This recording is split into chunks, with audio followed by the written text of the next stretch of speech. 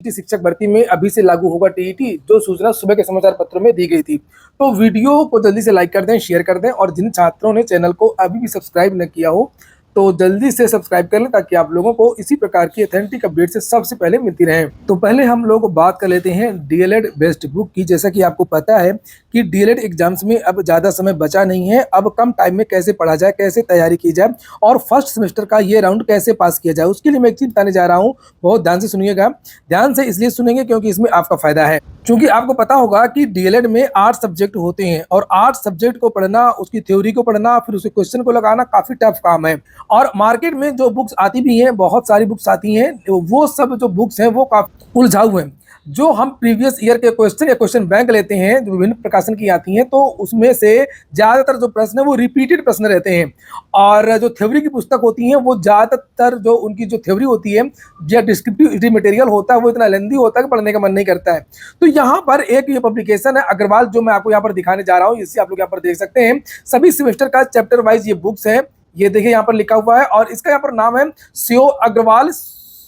ये देखिए Agarwal sure success series, काफी अच्छी है, चर्चा में है ये बुक। और विद्यार्थियों की समस्या का इसमें रामबाण इलाज भी किया गया। रामबाण इलाज मैं अभी आपको दिखाता हूँ।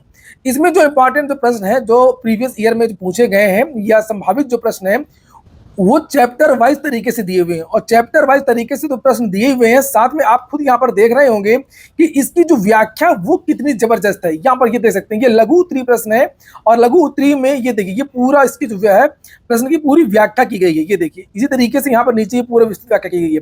इससे होता यह है कि अगर कोई प्रश्न, जैसे ये प्रश्न 2023 में पूछा गया था, अगर 2024 में पूछा जाएगा, घुमा करके भी पूछा जाएगा, तो आप उसको आसानी से हल कर सकेंगे।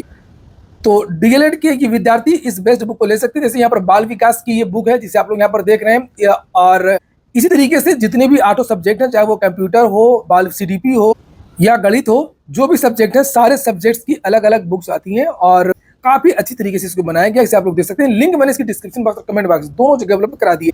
चलिए बात कर लेते हैं सबसे पहले यूपी प्राथमिक शिक्षक भर्ती को धरना प्रदर्शन। पिछले लगभग 10 दिनों से ये धरना प्रदर्शन ये चल रहा है। ये लखनऊ में आपने एक दिन विधानसभा का घेराव भी किया था, आप लोगों ने देखा होगा।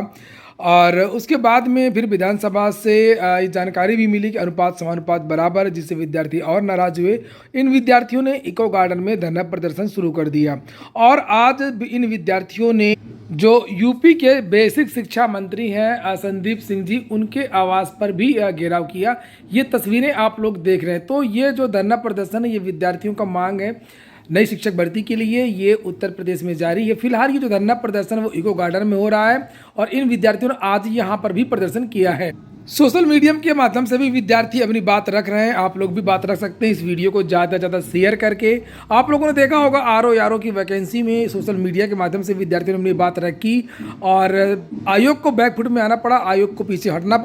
तो इस तरीके के प्रदर्शन वाले जो भी वीडियोस हों उनको आप लोग ज़्यादा शेयर किया करें, अगर आप लोग चाहते हैं कि उत्तर प्रदेश में भी बिहार की तरह शिक्षक भर्तियों की शुरुआत हो। चूँकि यहाँ की शिक्षक भर्तियाँ रुकी हुई हैं। भले ही सरकार कहती है कि हमारा अनुपात समानुपात बराबर है, ऐसी कोई बात नहीं है। सभी को पता है कि उत्तर प्रदेश में लाखों पद रिक्त हैं। तो फिलहाल देखिए इस वीडियो को। जारी करो, जारी करो, प्राथमिक में नई शिक्षक भर्ती जारी करो, जारी करो, जारी करो। योगी जी भर्ती दो, भर्ती दो, भर्ती दो, योगी जी भर्ती दो, भर्ती दो, भर्ती दो। हम अपना अधिकार मांगते, नहीं किसी से भीख मांगते, हम अपना अधिकार मांगते, नहीं किसी से भीख मांगते। पद रिक्त है, सरकार कुछ भी कहे। चलिए हम बात कर लेते हैं आज के समाचार पत्र की। चूंकि ये जो सुबह का वीडियो जब मैंने जानकारी दी थी आप लोगों को, तो बहुत सारे विद्यार्थियों के कमेंट आए थे कि क्या सर ये इसी बार से एलटी में लागू हो जाएगा क्या, या इसी बार से टीजीटी पीजीटी में लागू हो जाएगा क्या। तो ऐसा बिल्कुल भी नहीं है और अभी इसमें समय लगेगा। क्या और आप लोगों ने भी बीएड के बारे में सुना होगा, लगभग पिछले 5 साल से 1 साल का बीएड होने जा रहा है। हुआ तो नहीं ना, फिर से आवेदन शुरू हो गए 2 साल के बीएड के लिए। तो ये योजना चल रही है और हालांकि वो बात अलग है कि कई राज्यों में ये लागू है, कई राज्यों में, हरियाणा वगैरह बहुत सारे राज्यों में ये लागू हो चुका है, साउथ में भी लागू हो चुका है। लेकिन अभी उत्तर प्रदेश में और अन्य कई राज्यों में भी थोड़ा सा समय लगेगा। तो अभी जो हाल ही में एलटी ग्रेड की विज्ञापन जारी होने वाला है उसमें ये लागू नहीं होगा और अभी जो भर्ती के जो एग्जाम होने वाला है उसमें भी ये लागू नहीं होगा। हालांकि इसके बाद हो सकता है कि आगे चल करके ये जो टीजीटी पीजीटी की नई वैकेंसी आएगी तो उसमें ये लागू हो, लेकिन लागू ये तभी होगा जब उसके पहले यूपी में एक बार हाई स्कूल वाला या इंटरमीडिएट वाला टीईटी का एग्जाम लेना पड़ेगा स्टेट की तरीके से। तो यहाँ पर देखिए सुबह के समाचार पत्र है, इसमें जानकारी दी गई थी कि स्कूली शिक्षा की गुणवत्ता को बेहतर बनाने की दिशा में केंद्र सरकार ने एक और बड़ा फैसला किया है। इसके तहत स्कूलों में 9वीं से 12वीं कक्षा तक पढ़ाने वालों शिक्षकों के लिए भी अब टीईटी अनिवार्य होगा, जो अगले शैक्षणिक सत्र 2024-25 से प्रभावी होगा। अभी तक स्कूलों में अब 1ली से 8वीं कक्षा तक पढ़ाने वाले शिक्षकों के लिए ही टीईटी अनिवार्य था।